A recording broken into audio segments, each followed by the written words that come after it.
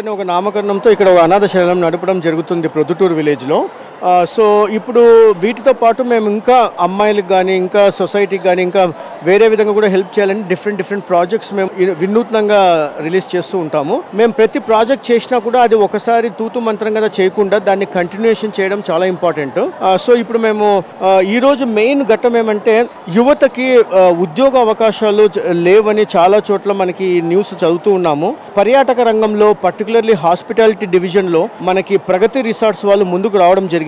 ఈ పల్లె ప్రాంతాల్లో ఎవరైతే యువత ఉన్నారో 18-19 సంవత్సరాలు దాటి ఉండి అట్లీస్ట్ ఒక 10వ క్లాస్ ఉత్తీర్ణత అయి లేదంటే చదువులో సరిగా రాణించలేకపోయినా వీలాంటి వాళ్ళందరినీ వాల్మీకి ఫౌండేషన్ దగ్గర తీసి వీళ్ళని ప్రగతి రిసార్ట్స్ లో ఒక 3 నెలలు వీళ్ళకి ఉచితంగా ట్రైనింగ్ ఇవ్వడం జరుగుతుంది. హాస్పిటాలిటీ ఇండస్ట్రీలో స్కిల్ డెవలప్మెంట్ ఇస్తారు.